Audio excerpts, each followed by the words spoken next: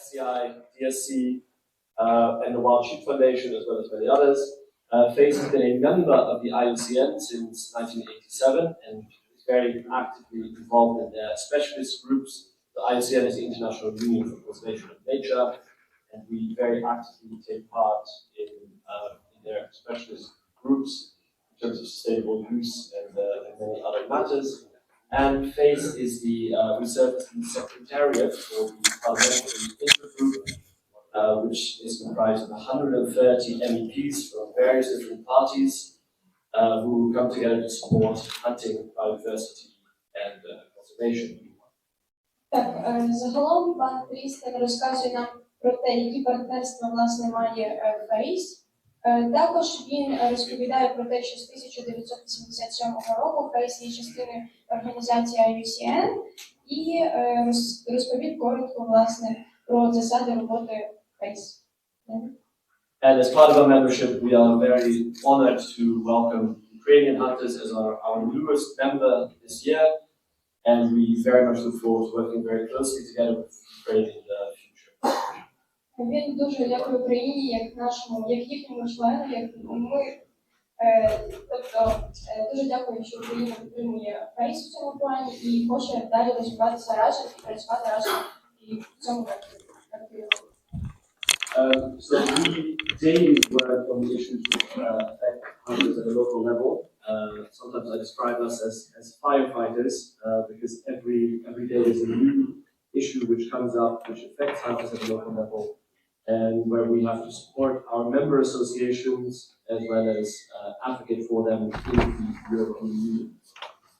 Також він каже, що він пов'язаний свою роботу з роботою пожежника, тому що вони мають рятувати, можна так сказати, наше середовище, мають рятувати мисливців, мають рятувати тварин і підтримувати, окрім того, своїх партнерів. So this year, for the first time ever, we ran a petition throughout Europe together with our national members to show the support of hunters to the European Commission. So we gathered 360,000 signatures and handed them over to the European Commissioner Vicious at a ceremony at the European Commission to show the concern of hunters for the policy that is decided there. Також ви сказали, що мисливці і вони загалом дуже підтримують Європейську комісію в цьому, тому цьогоріч була випущена, власне, підписана петиція, яка набрала 360 тисяч підписів щодо підтримки, власне, мисливцями Європейської комісії і Європейського Союзу в тому числі, тобто про нерозривний зв'язок і проводить в цьому плані. This year we also launched a new project throughout Europe working on the social acceptance of hunting, which is a very important issue as it underpins everything that we do in Europe, and every problem that hunters face is underpinned by either a lack of social acceptance or a perceived lack of social acceptance by the politicians.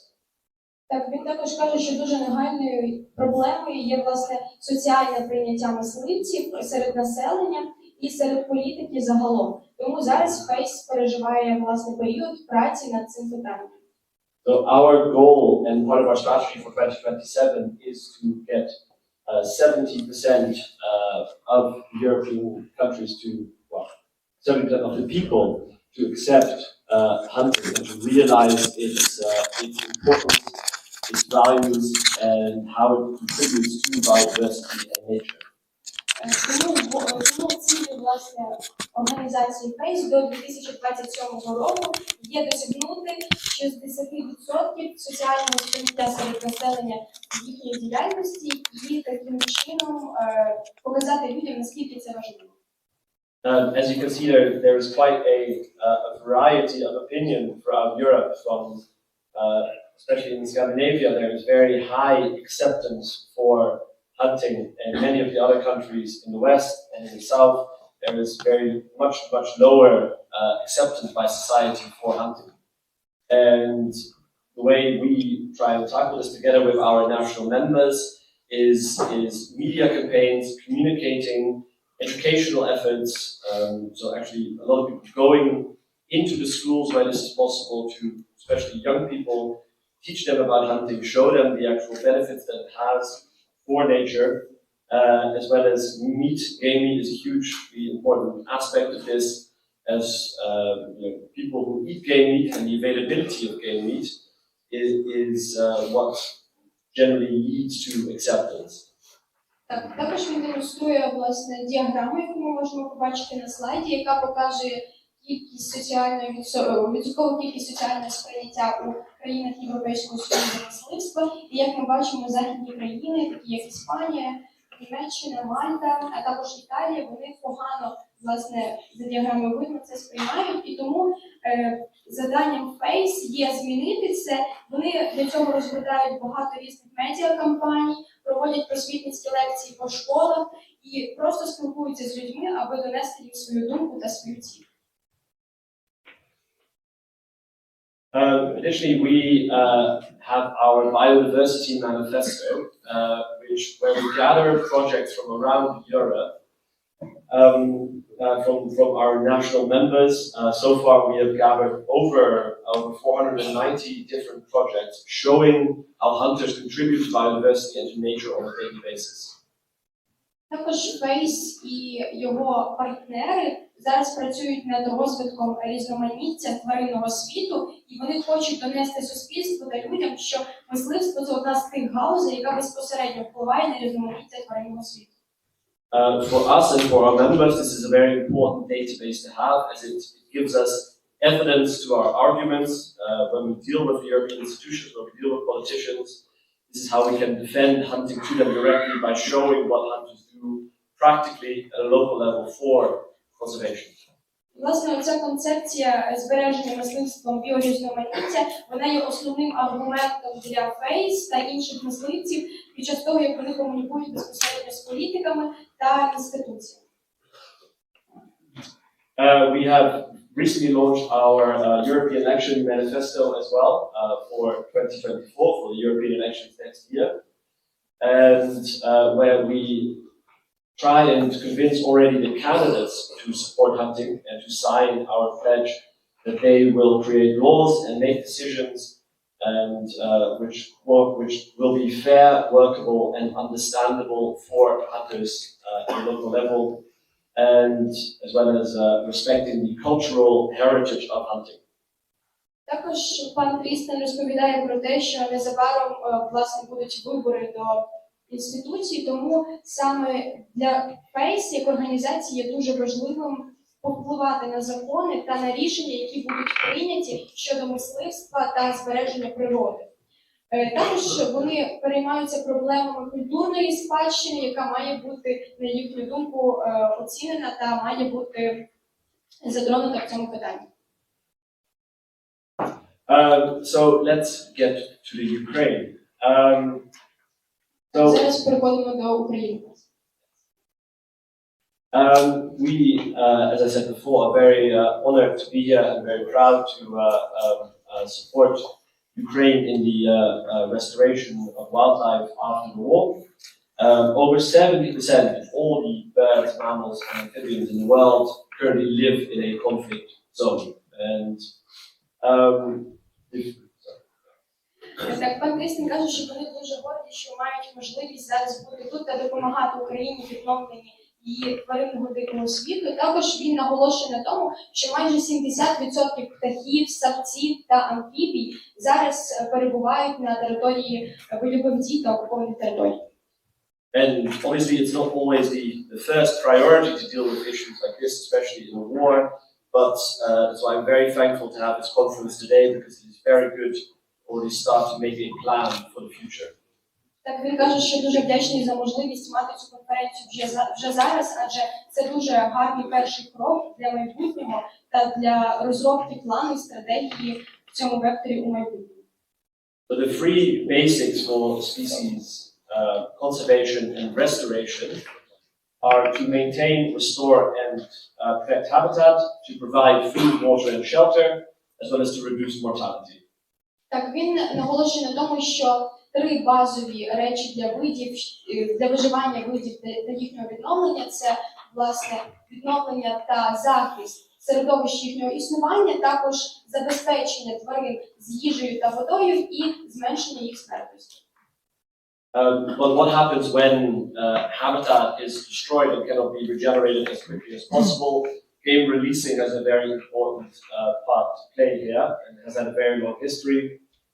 It's proven successful when many natural habitats have been lost to over-intensive agriculture, as is very often the case in many countries in Europe, as well as for regenerating new hunting opportunities. Так, але що ж буде, власне, якщо середовище існування тварин зруйноване? Пан Трістан каже, що це дуже довга історія, і таких ситуацій було дуже багато, і для цього потрібно, власне, сконцентруватися на сільськогосподарському відновленні, і для цього потрібно також шукати нові можливості мисливства і, власне, забезпечувати жертву для хижака, якщо це хижак, тому що дуже важливо, аби кожна тварина виживала, тому ми маємо забезпечувати їх повністю і повністю піклуватися про їхнє середовище існування. So we must unite European support from our national hunting organizations as well as other national governments and the European institutions to work together for a successful and managed rehabilitation of the wildlife in Ukraine.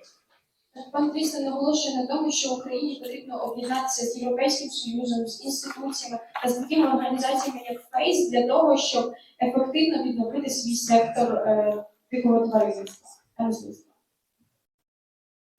There's many examples from history when war has interfered with nature and caused a massive disastrous destruction, and where the populations have been almost wiped out in certain countries.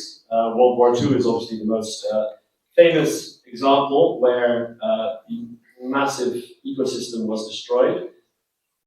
Так, також пан Трістан каже, що в історії є дуже багато прикладів, власне, руйнування завдяки війні, середовища життя тварин та їхніх, взагалі, скажімо так, територій проживання. Тому ми можемо порівняти тут приклад Другої світової війни, яка була найглобальнішим конфліктом, та можемо взяти досвід цієї епохи. As you can see from the examples here, sort of right after the war, the populations in most countries in Europe, we see Austria and Luxembourg from 1945 up until today, they've massively recovered. And despite some areas still suffering from soil quality and some species never recovered, overall there has been, especially in the last few years, a great amount of recovery for the populations.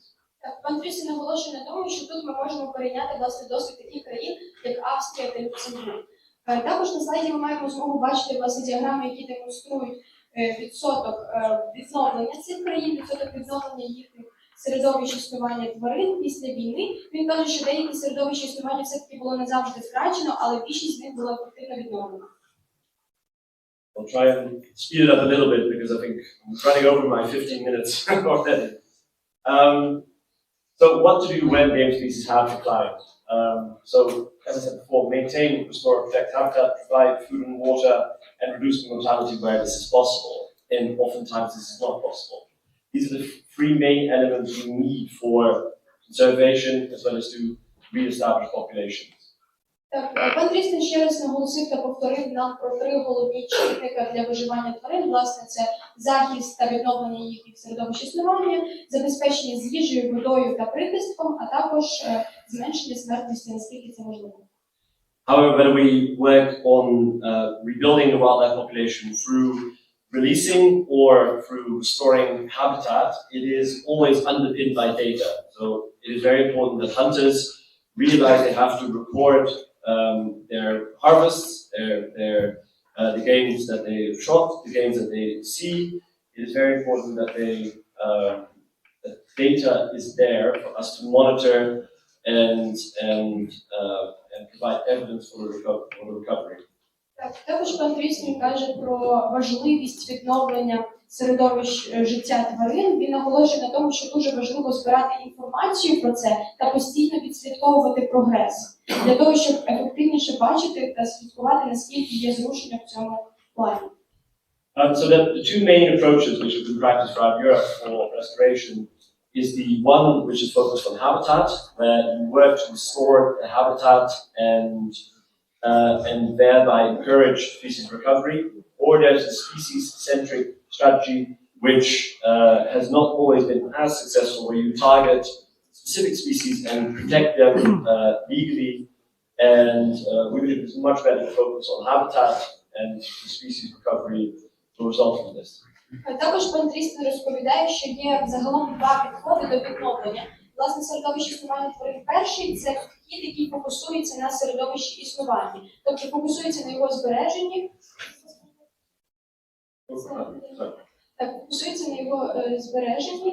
на його відновленні, на його захисту. А другий підхід – це, власне, фокусується на окремому виді.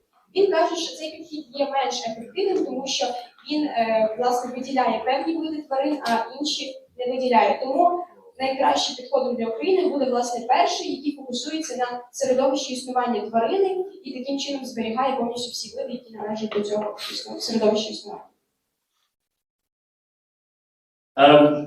The European Union this year introduced the nature restoration law, which calls for every member of the European Union to restore their habitat at a national level, and this will be implemented on a national basis. But this could have a huge impact on Ukraine as well, as we will hopefully welcome you into the European Union very soon. But this will need to be dealt with here as well. Також пан Трістан розповідає про те, що цього року було прийнято новий закон про відновлення природи у Європейському Союзі, і він був затверджений парламентом. Він розповідає про те, що це також може вплинути на Україну, адже, як ми знаємо, в Україні зараз не дуже гарна екологічна ситуація. Проте він каже, що Європа загалом хоче бачити Україну у себе в Європейському Союзі дуже скоро.